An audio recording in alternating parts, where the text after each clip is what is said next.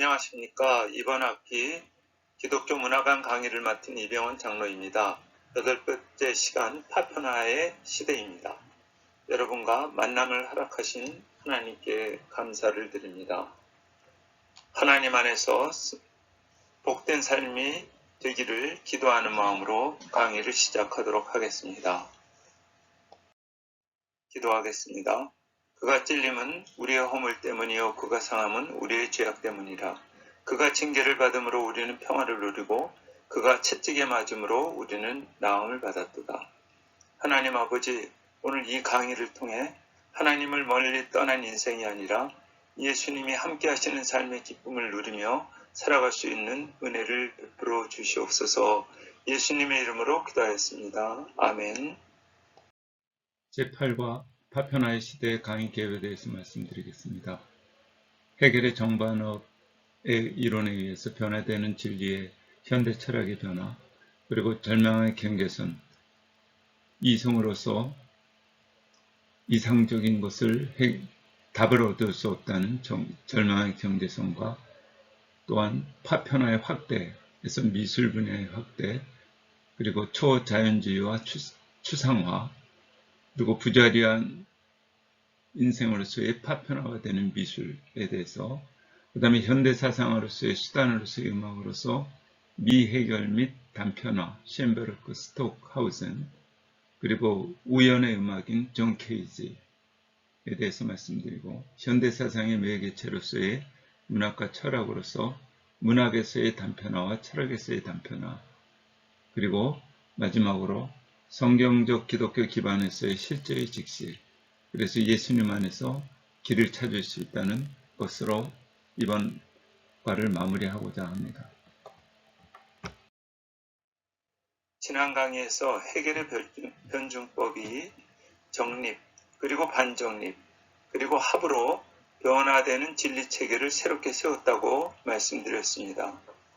헤겔은 우주와 인간에 대해서 참과 거짓으로 구분되는 명제적 진리를 포기하고 변증법을 도입하여 상대적 진리 개념을 제시하기 시작했습니다.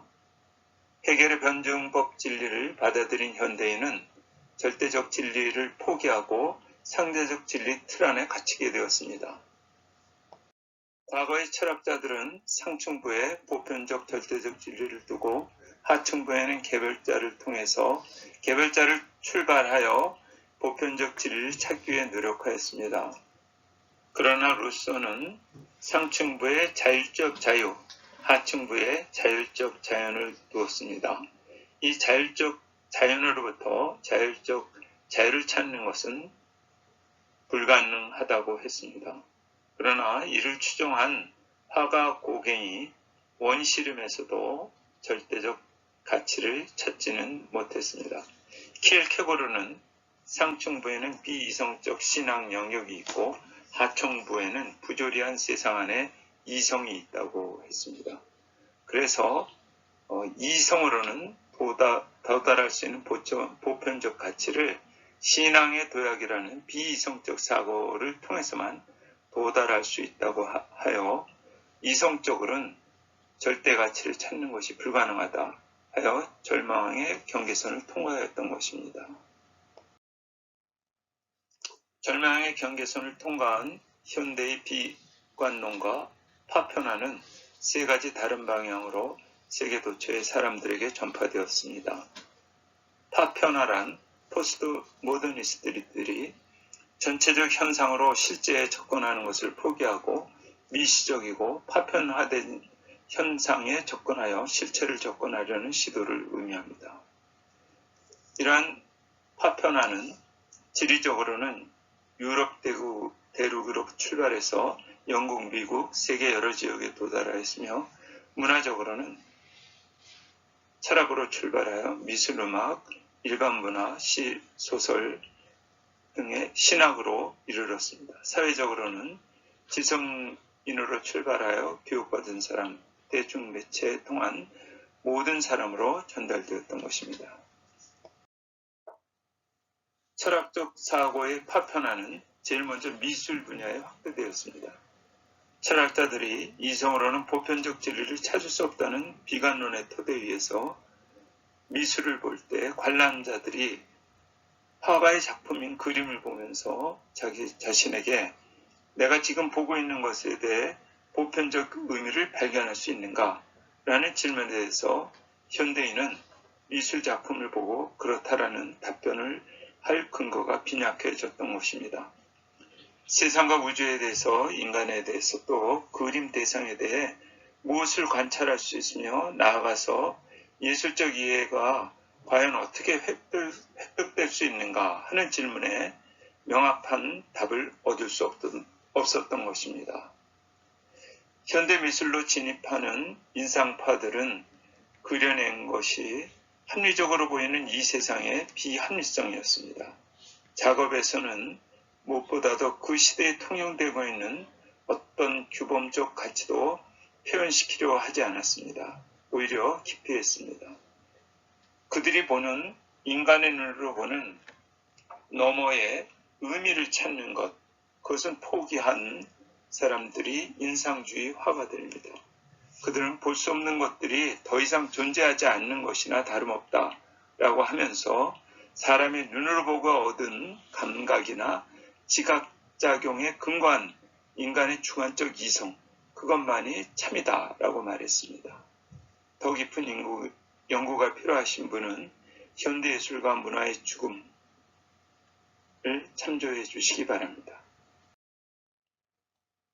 인상파 화가는 모네, 르누아르, 피사로, 시슬리, 드가 등입니다. 그들은 스스로 질문했던 것입니다.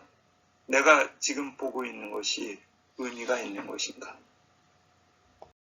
이 화가들은 오직 눈으로 보는 것만 그렸지만 눈에 보이는 장면 배후에 실제가 있는가? 라는 고전주의적인 질문에 대한 답변을 회피하였습니다. 그들은 실제를 얻는 방식을 자연을 따름이라고 불렀습니다. 실제는 개인적인 상상 혹은 꿈이 되는 경향으로 흘러갔습니다. 위키 백과에 의하면 실제란, 리얼리티란 인식 주체로부터 독립해 객관적으로 존재한다고 여겨지는 것을 말한다 라고 정의하고 있습니다. 인상파 화가들이 그린 그림 중에서 모네의 포플러 나무 시리즈가 있습니다. 해돋이 무렵에 지베르니 포플러, 에프드 강둑의 포플러. 실제가 꿈이 되어가자 미술운동으로서 인상파는 미시적인 것과 눈에 보이는 것만으로 파편화되었던 것입니다. 인상파와 더불어 미술이 파편화되는 현대사상, 절대 진리를 찾을 수 없는 비관론에 대중에게 전달되는 이런 수단이 되기 시작했던 것입니다. 그러나 눈에 보이는 것 이면에 보편적인 것을 추구하는 것을 포기한다는 것에 반발하여서 절대 가치를 찾으려는 시도를 한 화가들이 있었습니다. 이들을 후기 인상파라고 합니다. 실제, 즉 개체 사물의 배후에 있는 절대적이며 보편적인 가치나 의미를 되돌아가려는 후기 인상파들의 노력은 그러나 아쉽게 실패했습니다. 후기 인상파 화가들의 작품 속에 눈에 보이는 것 이면에 보편적인 것을 찾을 수 없었습니다. 후기 인상파 화가로는 폴 세잔, 빈센트 반 고흐, 폴 고갱, 조르주 쉐라 등이 있습니다. 후기 인상파 화가는 눈에 보이는 것 이면에 보편적인 것을 추구했으며 그림을 통해 보여주고 싶은 메시지가 있었습니다. 이들은 화가로서 탁월한 재능을 가지고 있었고 뛰어난 아름다움이 있었습니다. 그러나 미술이 현대의 진리와 삶의 파편화라는 견해를 전달하는 수단이 되었기 때문에 문화 속에서 그들이 차지하고 있는 중요성도 평가해야 합니다. 네덜란드 암스테르담에는 고흐 박물관이 있습니다. 이 빈센트 반 고흐의 작품 보면 귀에 붕대를 감은 자아상, 삽을 든 여인, 감자를 먹는 사람들, 별이 빛나는 밤, 롱강의 별이 빛나는 밤 등의 많은 작품들이 있습니다. 폴 세자는 예술과 철학의 보편성을 동시에 추구했습니다. 세자는 자연을 자신이 기본적 기하학적 형태로 생각하고 자연의 개별자들을 묶어주는 보편자를 찾으려 했습니다. 그럼에도 불구하고 그는 자연을 파편화되고 부서진 모습으로 표현했던 것입니다. 철학에서부터 미술로 전달되는 파편화는 인상주의와 후기 인상주의를 거쳐서 초자연주의와 추상화로 전개됩니다. 존 베이더와 같이 사진을 찍어 놓은 듯한 포토리얼리즘적 극단적 사실주의, 그리고 내가 보는 것에서 더욱 파편화되어서 아예 사라져버리는 추상화 같은 양극단으로 넘어가게 되었던 것입니다. 그러나 양극단 두 가지, 즉 포토리얼리즘과 추상화는 그림을 통해 보편적인 것을 추구하는 것을 포기한다는 점에서는 같았습니다. 미술에서 추상화는 대상의 구체적인 형상을 나타내는 것이 아니라 점, 선, 면, 색 같은 순수한 조형 요소를 표현하는 미술의 한 가지 흐름입니다. 파블로 피카소는 추상화를 주도한 작가입니다.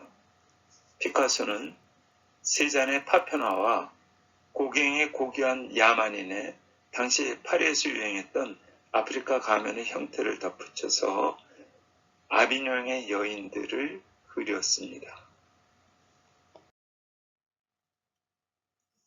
다다이즘은 1차 세계대전 중 스위스의 망명원 작가들이 일으킨 반문명, 반합리주의 예술입니다. 전쟁의 사륙과 파괴에 대한 증오와 냉소를 기본 정신으로 하여서 모든 문화적 가치, 전통적 가치, 이성에 대한 신뢰를 부정하며 예술적 형식의 파괴와 부정을 주장하였었습니다. 마르셀 리상은 미술가들이 부조리한 인생의 파편화된 실제라는 생각을 캔버스 위에 옮겨 놓았습니다. 그는 쉽게 구할 수 있는 사물을 가지고 작품을 사용하면서 자기 낙감만 찍는 방법도 사용하였습니다. 잭슨 플록은 추상파 그림을 그릴 때 작품의 우연성을 기획하기 위해 캔버스 위에 흔들리는 물감통을 달아 구멍을 뚫어 물감이 떨어지게 했습니다.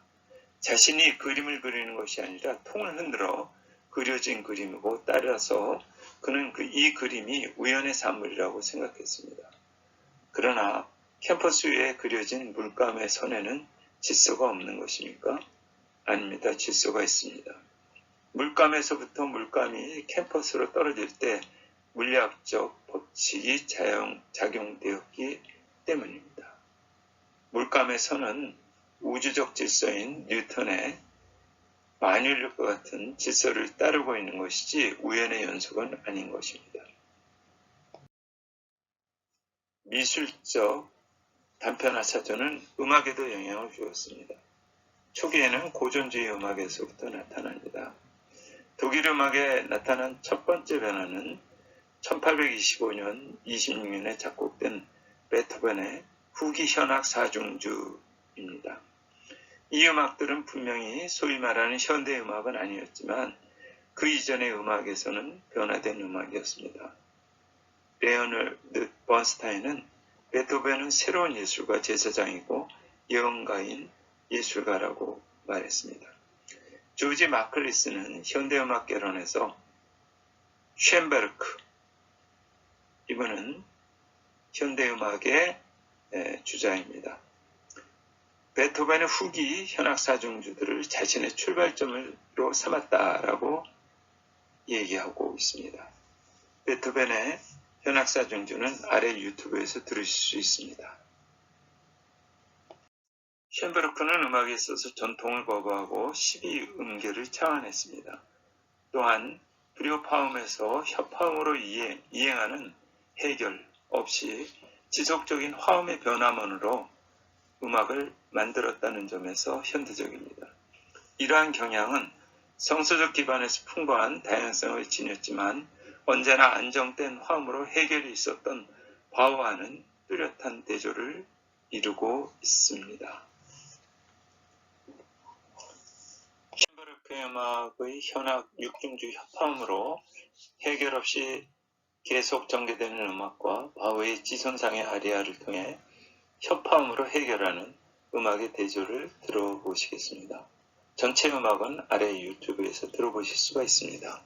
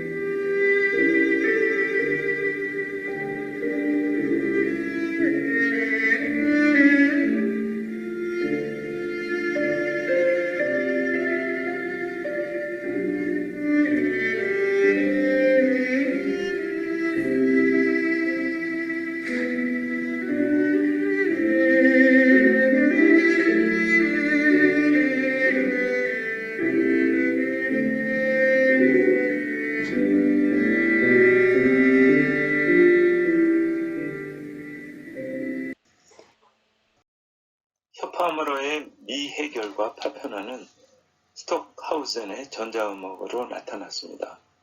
스톡하우젠은 소리를 전자적으로 발생시키고 변형하는 조작하는 전자음악 형식의 도움을 받았습니다.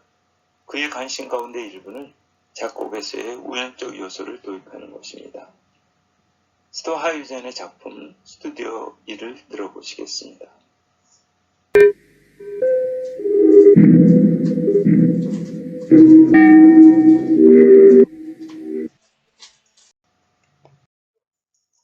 존 케이지의 우연의 음악과 혼란에 대해서 말씀드리겠습니다.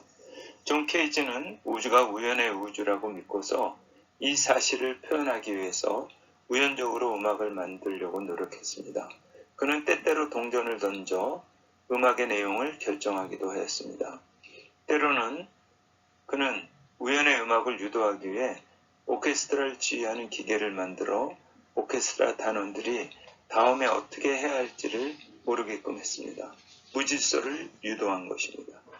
또 그는 한 오케스트라를 두 지휘자가 지휘하고 둘을 칸막이로 분리시켜서 놓아 완전히 혼란이 생기도록 하였습니다. 다음은 존 케이지와 함께한 헤라는 다큐멘터리 영상물 중에 존 케이지의 작품을 보시겠습니다.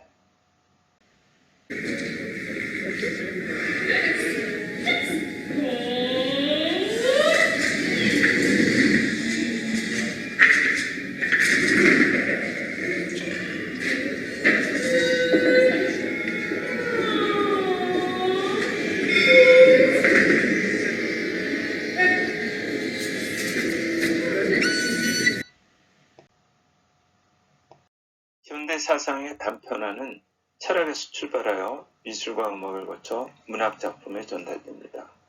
파편화는 T.S. 엘리엇의 황무지에 적용됩니다. 황무지의 제5장 마지막은 이렇게 쓰여 있습니다. 황량한 탑 속에 갇힌 아키텐 공작, 이 단편들로 나는 내 폐허를 지탕해왔다. 분부대로 합조, 히에로니모는 다시 미쳤다. 타나, 다야밤, 다야야타, 산티, 산티, 산티.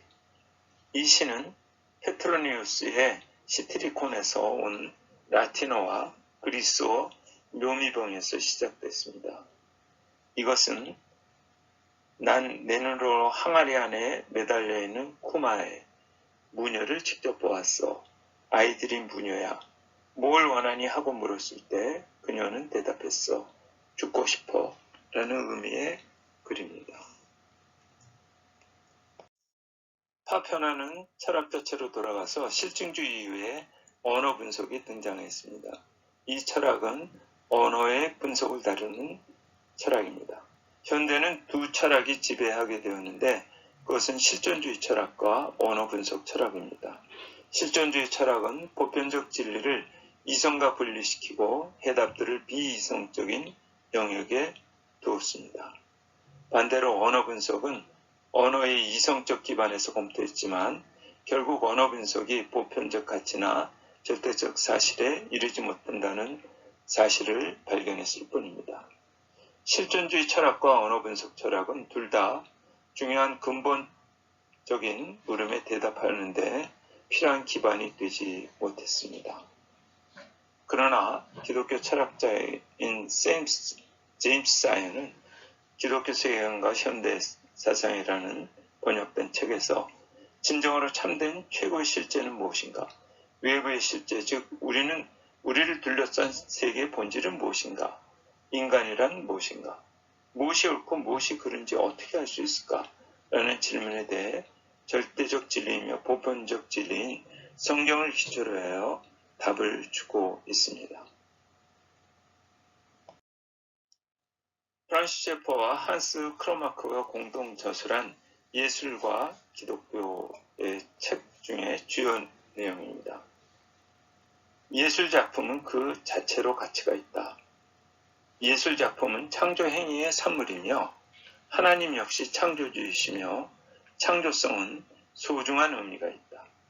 하나님의 형상으로 지음받은 인간은 창조할 수 있는 능력이 있다. 우리는 그 창조력을 발휘하도록 부름을 받았다. 사실상 창의성을 발휘하거나 창조 행위를 하는 것은 하나님의 형상의 일부이다. 또한 예술작품이라는 사실 때문에 예술작품에 신성함이 부여되지 않는다.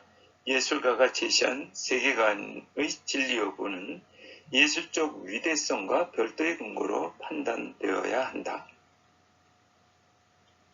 네 가지 예술에 대한 기본적인 판단 기준은 첫째, 기교적 우수성, 둘째, 정당성, 셋째, 작품이 전달하려는 세계관, 네 번째, 내용과 수단의 통합성입니다. 조금 전에 말씀드렸지만 성서적 기독교 기반에서는 실제, 현실을 직시할 수 있고 보편적 가치도 얻을 수 있습니다. 기독교적인 기반에서는 음악과 미술, 문학이 전달하고자 하는 가치도 알 수 있습니다.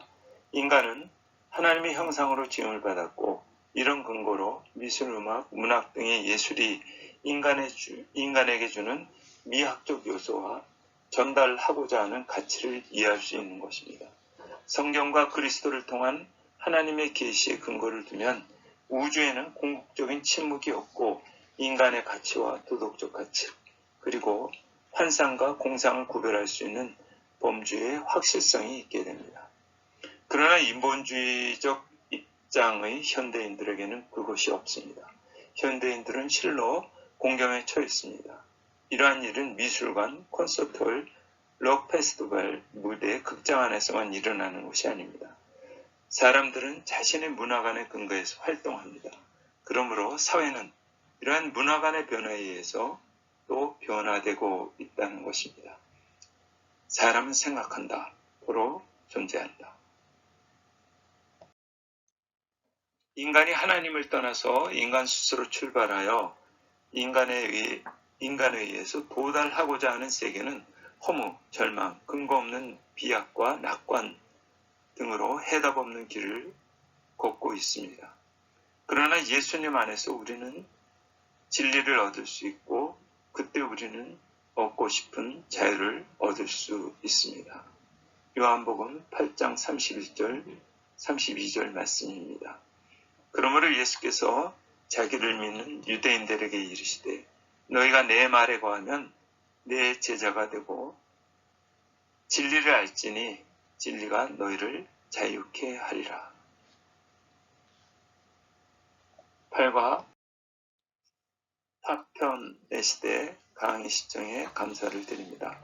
이어서 셰퍼와 동역자들이 함께 제작한 그러면 어떻게 살 것인가 10개의 영상물 중에서 8강 비이성 시대를 시청해 주시면 감사하겠습니다. 아래 유튜브 주소에 8과 파편의 시대는 57분 50초부터 시작되어 약 25분간 계속됩니다. 주님 안에서 늘 평안하시고 다음 주에 다시 뵙겠습니다. 부산신학교 평생교육원 기도 동역자로 함께 사역해 주시기 바랍니다. 종교개혁 정신은 오직 성경, 오직 은혜, 오직 믿음, 오직 그리스도께서 오직 하나님의 영광을 위해 기독교 문화관을 수강하는 모든 분의 마음속 중심에 항상 자리 잡고 있기를 기도하겠습니다. 감사합니다.